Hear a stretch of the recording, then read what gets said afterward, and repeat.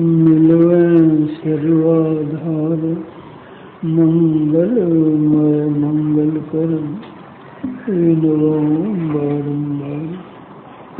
धन्य धन्य सद्गुर सुखद महिमा कहे न जाए। जो कछु कहो तुम्हें कृपा मोते कछु न बसाए। समवेत समादरणीय सज्जन वृंद, आदरणीय माताओं तथा भक्तिमती बहनों,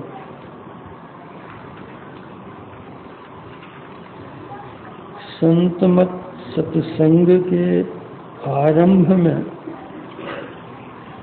किसी न किसी संत की वाणी का पाठ होता है और उसी के आधार पर प्रवचन किया जाता है।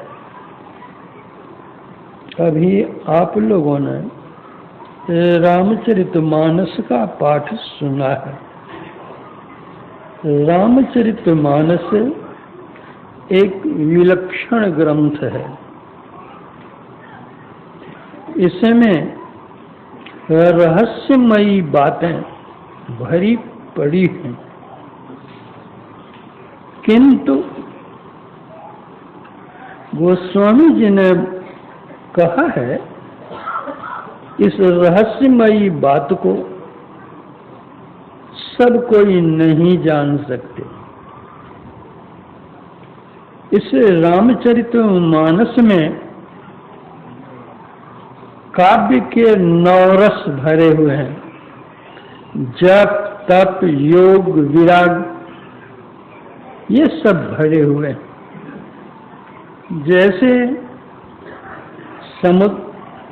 सरोवर जल से लबालब भरा हुआ हो, कोई पथिक उस रास्ते से जा रहा हो, उस सरोवर के निकट वह बैठ करके वहां के दृश्यों को वह देखता है। सरोवर में सरसिज खिले हुए हैं, रंग बिरंगे फूल खिले हुए हैं, उसमें पक्षियों के कलरव होते हैं, शीतल मंद सुगंध है, पवन बहते हैं, पथिक उसका आनंद लेता है।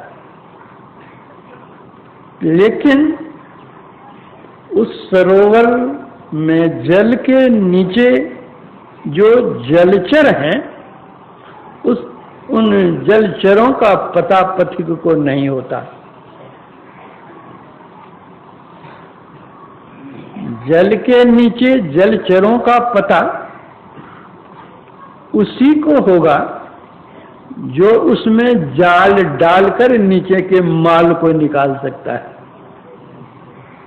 जिसके पास जाल नहीं है, वो जल के नीचे क्या माल है उसका उसको पता नहीं होगा। 9 रस जप तप योग विरागा, ये सब जलचर चारु तड़ागा। उसको देखने के लिए यही मानस चक्षु चाहिए। मानसरोवर के भीतर देखने के लिए मानस चक्षु चाहिए। यह जो हम लोगों की 2 दृष्टियां हैं, जिससे हम लोग पढ़ते हैं और दुनिया को देखते हैं, इन दृष्टियों से नहीं देख सकते। जब हमारे अंदर की दिव्य दृष्टि खुलेगी तभी हम जलचर को देख सकते, अन्यथा नहीं देख सकते। बहुत रहस्यमयी बातें रामचरितमानस में हैं, लेकिन उसका एक रूपक दिया गया है। उसका आध्यात्मिक रूप कुछ भिन्न है। जैसे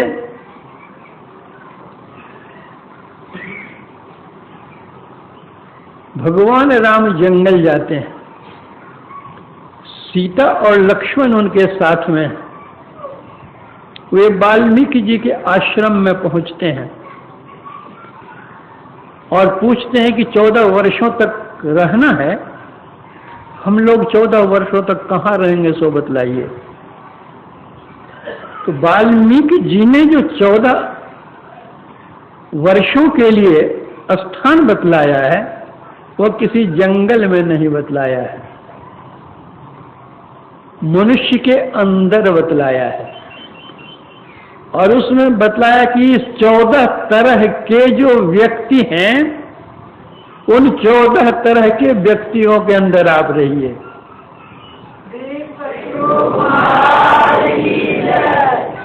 तो क्या किसी एक व्यक्ति के अंदर 3 व्यक्ति घुस सकते हैं? सीता, राम, लक्ष्मण तीनों है ना, किस व्यक्ति के अंदर ये तीनों घुसेंगे?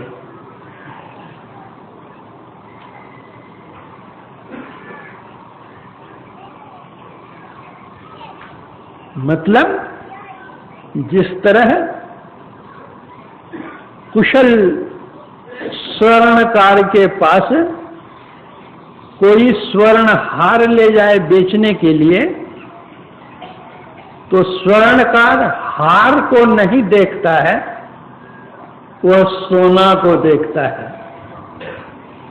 वह वजन करता है हार का और बतलाता है कि इतना वजन इस हार का है, सोना इतना है और इस भाव से सोना बिकता है, इसकी कीमत इतनी हुई। अगर बेचने वाला कहता है कि भाई ये तो सोने की कीमत आप बतला रहे हैं, ये तो हार है, बनाने में इसका पारिश्रमिक भी तो देना पड़ा है हमको, तो खरीदने वाला कहेगा इसका काम हमको नहीं है, हमको तो सोने का काम है, इसको गला करके तो हम बाला बनावेंगे, हार से हमको क्या जरूरत, हमको सोना चाहिए। जिस तरह से कुशल कर्णकार स्वर्णकार सोना को देखता है, जेवर को नहीं देखता है, उसी तरह जिन्होंने आत्मदृष्टि प्राप्त कर ली है, वे आत्म स्वरूप को देखते हैं, शरीर को नहीं देखते हैं।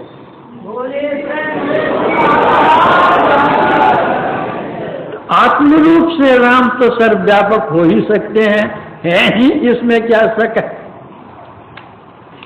समझाने की यह एक कला। उसी तरह अभी आपने जो पाठ में सुना है, यह भी एक समझाने की कला है, वास्तविकता कुछ और है। अब बतलाया गया कि गिरि सुमेर उत्तर दिश दूरी, नील शैल एक सुंदर भूरी। सुमेर पर्वत के ऊपर नीलगिरी पहाड़ है,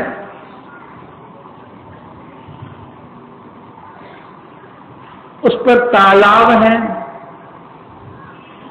और मणिमय तालाब है, उसके 4 घाट हैं, ये 4 सोपान हैं। इसकी टिप्पणी परम पूज्य गुरुदेव ने रामचरितमानस सारस्वतिक में लिखी है।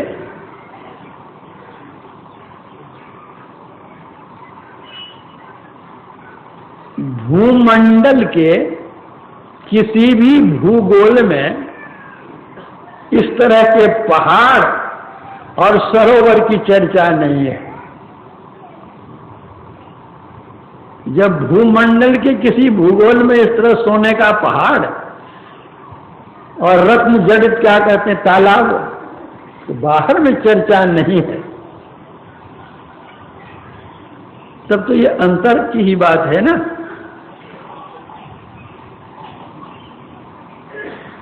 वह पहाड़ क्या है? वह सुमेरु पर्वत क्या है?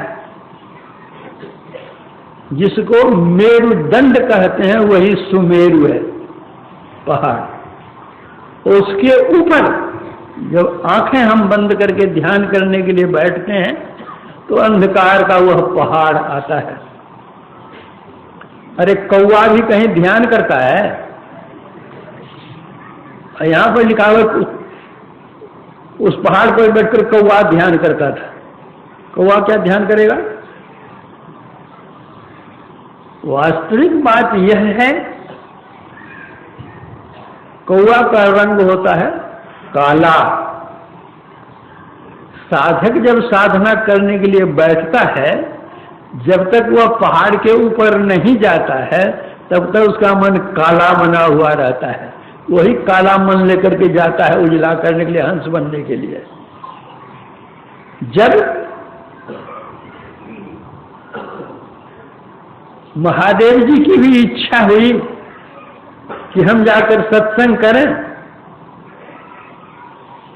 तो वो हंस का रूप धर करके गए थे, क्योंकि काला के सत्संग में, पक्षी के सत्संग में तो पक्षी ही जाएगा, मानव के सत्संग में मानव ही जाएगा। अभी भी हम लोग देखते हैं ना, देखें जहां एक तो कौवा बैठेगा, दूसरा तीसरा चौथा सैकड़ों कौवा एक जगह बैठ जाता है। अब क्या बातचीत करता है तो कौवा सब ही जाने, और फिर थोड़ी देर के बाद सब कौवे उड़ जाते हैं। तो कौवों की सभा में, चिड़ियों की सभा में तो चिड़िया ही जाएंगे, मानव की सभा में मानव जाएंगे। तो कागभूषुंडी जी कागा थे, चिड़िया, तो भगवान शंकर भी हंस बन करके, चिड़िया बन करके चले गए उसमें। वास्तविक क्या है?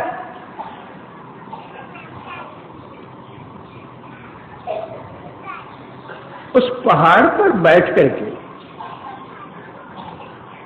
कागभूषुंडी जी ध्यान करते हैं। एक कागभूषुंडी प्रतीक है, वास्तविक कागभूषुंडी नहीं है। हमारा मन काग है। कबीर साहब ने कहा है, मेरा यह मन काग था, करता जीवन घात, अब तो यह हंसा हुआ, मोती चुग चुगी खात। जब तक साधना नहीं करते हैं, साधना विहीन रहते हैं, तो कौवा बनता रहता है। कौवा करके चोंच मारता है। जानवर को देखें, किसी को घाव हो गया तो घाव पर और चोंच मारेगा कौवा, दुखी को और दुखी करेगा वो। उसी तरह ये हमारा जो मन है, संसार में तो सब दुखिया, उस दुखिया को भी हम दुखिया बनाते हैं, दुख देते हैं अपने वचन से, मन से, कर्म से। हम तो कौवा बने हुए हैं। लेकिन जब सत्संग करते हैं, सत्य का संग होता है, अंत साधना करते हैं, भीतर में प्रवेश करते हैं, तो कागा से हंस बन जाते हैं। उज्जवल हो जाता है मन, पवित्र हो जाता है मन। कौवा क्या सब खाता है? अलाई बलाई घृणित चीज खाता है। उसी तरह ये पहले क्या सब खाता है, क्या सब पीता है, कैसे रहता है, कोई ठिकाना नहीं रहता है। और जब वो सत्संग करता है, ध्यान करता है, पवित्र मन होता है, तो पवित्र चीज वह खाता है। बोलता भी वह तो पवित्र वाणी बोलता है, असत्य नहीं बोलता है। जो बोलता है वो सत्य बोलता है, सत्य आचरण करता है, सद्व्यवहार करता है, परोपकार करता है, पर कल्याण के लिए, अपने देश के लिए जान देता है। यहां क्या बतलाया गया? यहां बताया कागभूषुंडी जी भगवत भजन करते थे।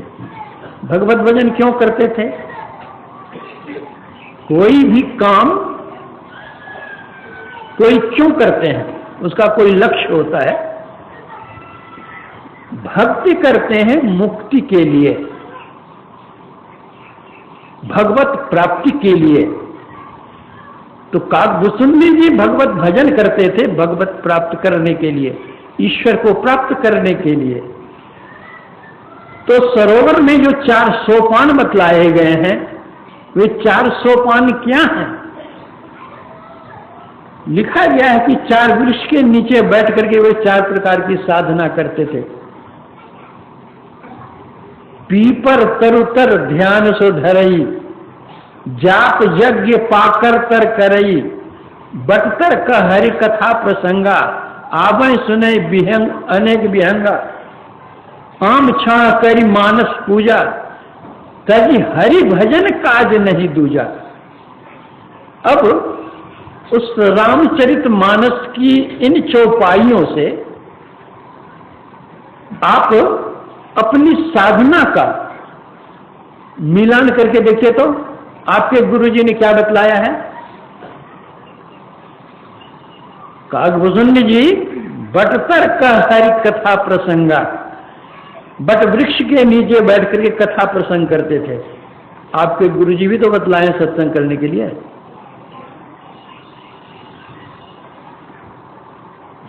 जाप यज्ञ पाकरतर करई, जपरूपी यज्ञ वे पाकर वृक्ष के नीचे करते थे। आपके गुरुजी जब बतलाएं कि नहीं बतलाएं?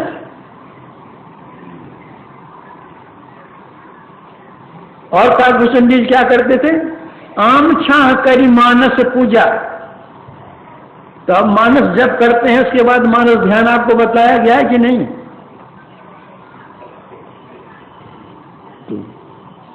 मानस जप करते थे, मानस ध्यान करते थे, फिर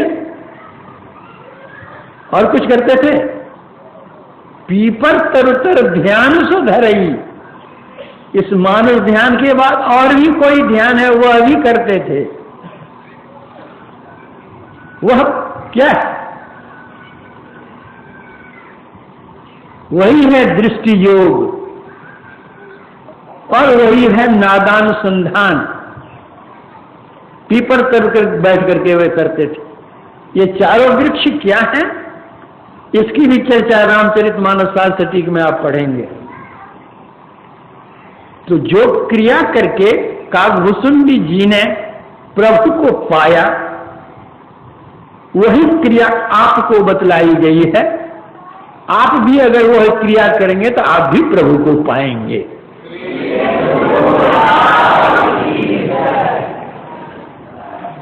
मानस जप, मानस ध्यान, दृष्टि योग, नादानुसंधान, ये चारों क्रिया कीजिए और सत्संग कीजिए। काग से हंस हो जाइए, जीव से पीव हो जाइए, अपना कल्याण बना लीजिए। यही उपदेश का पाठ हुआ आज।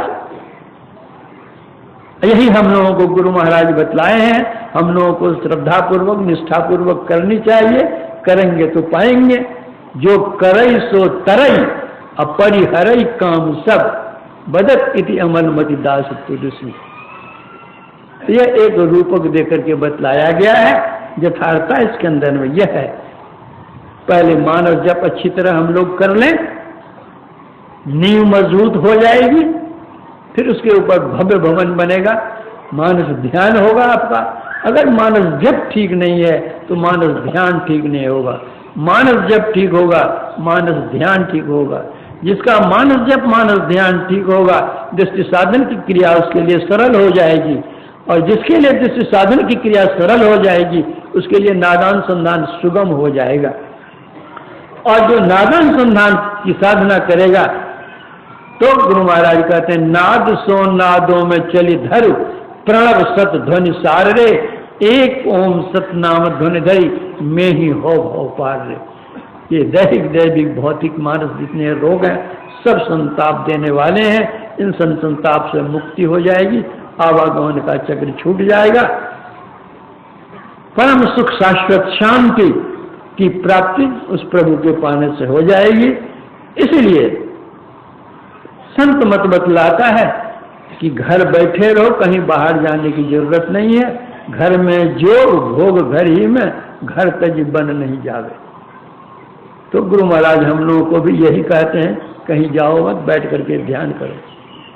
एक लघु कथा कह करके मैं अपने प्रवचन में विराम दूंगा। एक था नवाब, उसके पास में था एक काजी। एक दिन नवाब ने काजी से कहा कि बतलाओ खुदा कहाँ रहते हैं, कैसे मिलते हैं, खुदा किधर देखते हैं और क्या करते हैं। तो काजी ने कहा कि मैंने तो कानून की किताबें पढ़ी है, रूहानी इल्म की किताब मैंने पढ़ी नहीं है, आध्यात्मिक ज्ञान मुझे है नहीं, उत्तर कैसे दूंगा? उन्होंने कहा ठीक 7 दिन का समय दिया जाता है, इन प्रश्नों का उत्तर दो, नहीं तो दंडित किया जाएगा। बेचारे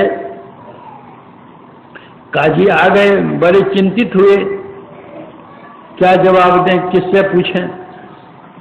तो काजी का एक नौकर था, उसका नाम था पाजी। तो पाजी ने पूछा काजी से कि काजी साहब आप क्यों चिंतित हैं?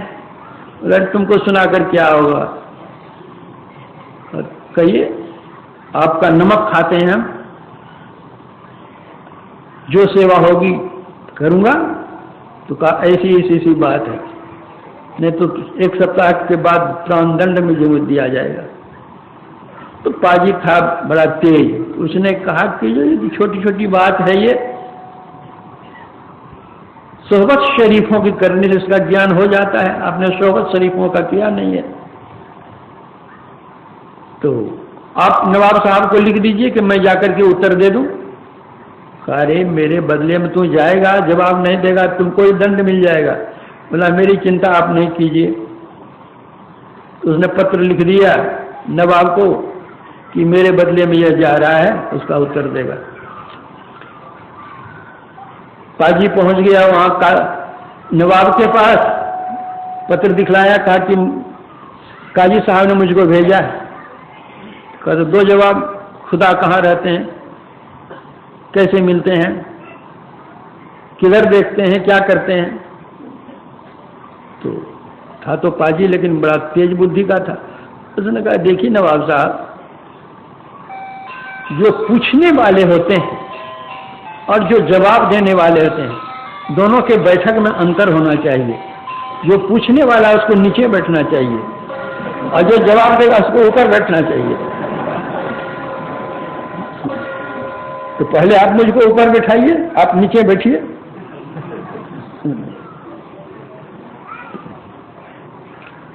तो देखा इसको तो दंड देना ही है, थोड़ी देर के लिए ऊपरे बैठा दे। तो जहां पर नवाब स्वयं बैठता था वहां बैठा दिया पाजी को, और जहां पर नवाब के बगल में नीचे में वो काजी बैठता था वहां उस स्थान पर नवाब बैठ गया। बोला अब बोलो। तो देखिए आपने तो पूछा था काजी से, तो काजी साहब को ही बुला लीजिए, उनके सामने में सवाल जवाब होगा तो अच्छा न होगा। तो बुला लिया गया, क्या कहते हैं, काजी को। तो काजी की जगह पर तो नवाब बैठा हुआ, कहाँ बैठेगा वो? तो उस और नीचे में जहाँ पाजी बैठता था वहां पर आकर बैठ गया बेचारा। कहिए अब क्या है? बोलो खुदा कहाँ रहते हैं, कैसे मिलते हैं? बोला एक धेनु गाय मंगाइए, उसके साथ उसका बछड़ा हो, उसको दुहने वाला हो, बता देते हैं। तुरंत गाय आ गई, धेनु बच्चा उसके साथ में आ गया, गोपाल भी आ गया दुहने वाला। नवाब ने कहा यही गाय है, यही बछड़ा है और यही दुहने वाला। पाजी ने कहा दुहो गाय जी। जो गोपाल था बस बछड़ा लगा दिया, पन्हा गई गाय, दूध दूह लिया, एक मटका 10 किलो का था, भर गया। पाजी ने कहा दूध लाओ मेरे पास। दूध अपने पास मंगा लिया। नवाब ने कहा गाय मंगा था तुम्हारे लिए? नवाब साहब आप ही का जवाब मैंने दिया है और आप समझ नहीं पाते हैं तो मैं क्या करूंगा? बोला क्या क्या क्या कहा? नहीं समझता हूँ। कहा कहाँ समझते हैं आप? कैसे नहीं समझते हैं? तो देखिए गाय का थन है इतना बड़ा, है ना? हाँ, और 10 किलो दूध का मटका है इतना बड़ा। तो इतना बड़ा थन में क्या 10 किलो दूध पड़ा हुआ था? दूध कहाँ था?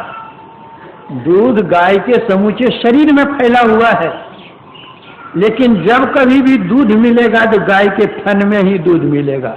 उसी तरह अल्लाह खुदा सर्वत्र है, लेकिन जब कभी मिलेंगे तो अपने अंदर मिलेंगे।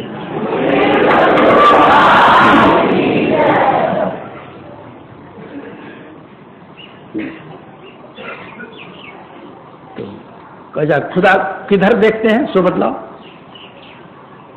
एक मोमबत्ती मंगाइए, मोमबत्ती मंगाई का जलाइए इसको, मोमबत्ती जलाई गई, प्रकाश फैलने लगा। पाजी ने कहा कि देखते हैं इस मोमबत्ती की जो रोशनी है किधर जाती है। कहा तो सब तरफ रोशनी फैली हुई है। कहा उसी तरह खुदा सब तरफ देखते हैं।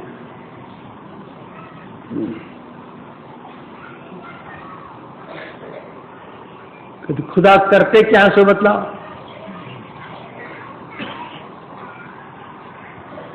पाजी ने कहा नवाब साहब आप भी गजब के आदमी हैं। आप अपनी आंखों देख रहे हैं खुदा क्या करते हैं। अरे खुदा क्या नहीं करते हैं।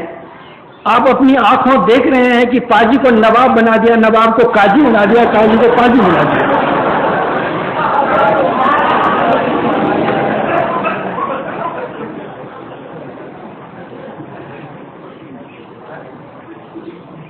खुदा क्या नहीं कर सकते। कई आज रविवार है गुरु कीर्तन।